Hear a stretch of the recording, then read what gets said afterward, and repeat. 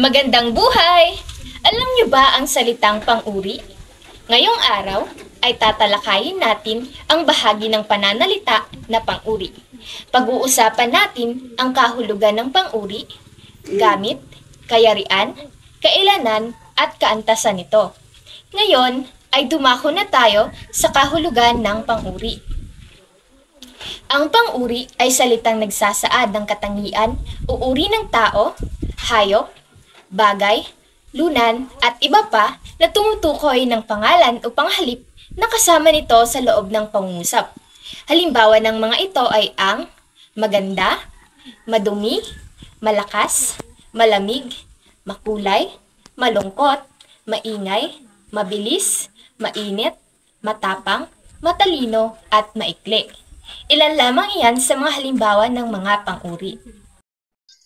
Ngayon ay dumako naman tayo sa gamit ng pang-uri. May 4 na gamit ang pang-uri. Ito ay ang bilang ng pang-uri bilang pangalan, bilang ng panuri ng panghalip, bilang pangalan, at bilang kaganapang pansimuno. Una, bilang panuri ng pangalan, ang halimbawa nito ay mabuting tao ang aking ama. So ang tinutukoy ng bilang panuring pangalan ay mabuti. Pangalawa, bilang panuri ng panghalip, halimbawa, kayong mabubuti ay pagpapalain ng Diyos. So ang tinutukoy dito ay mabubuti. Pangatlo, bilang pangalan, halimbawa, ang mabubuti ay pagpapalain ng Diyos. Ang tinutukoy dito ay mabubuti. Pang-4, bilang kaganapang pansimuno, halimbawa, ang aking ama ay mabuti. So ang tinutukoy dito ay ang salitang mabuti. Ngayon, dumako naman tayo sa kayarian ng pang-uri. Una, payak. Binubuo ng salitang walang panlapi o salitang likas ang pagiging pang-uri. Halimbawa, payat na lalaki, itim na prutas, isang bandila. Ikalawa, may lapi. Binubuo ng salitang ugat na may panlapi o panlaping makapang-uri.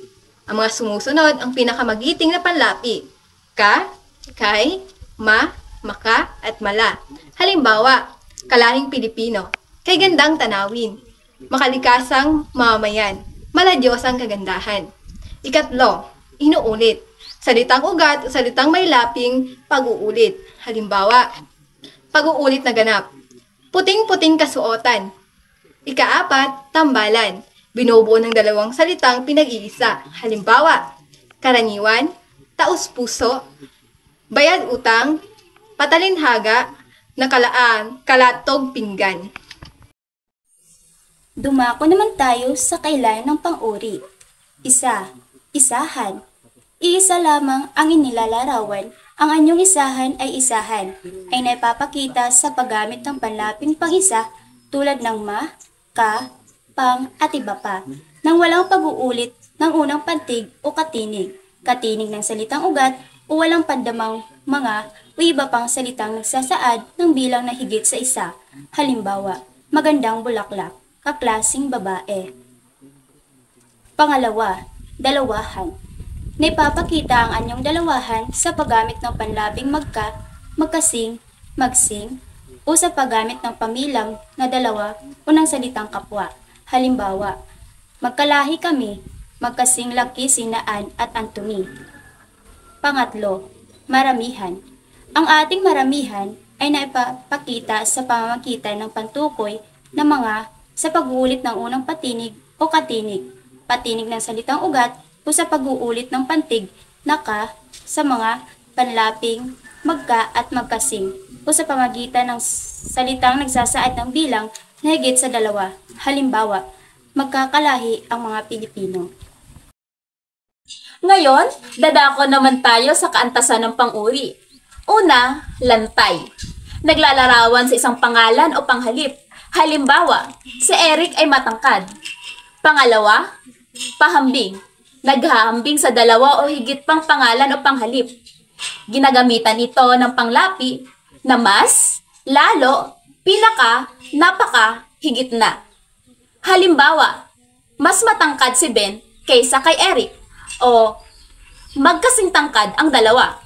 Pangatlo, pasokdol. Pasokdol katangian na nangingibabaw sa lahat ng pinaghahambingan. Halimbawa, pinakamatangkad sa klase si Ellie. Pang-apat, magkasing kahulugan, parehas ng salita kung pareho ang kahulugan. Halimbawa, matalino, marunong. Masipag, matyaga. Panglima, magkasalungat. Naman kung hindi pareho ang kahulugan o kabaliktaran ang salita. Halimbawa, pandak, matangkad. Manipis, makapal. Natapos na natin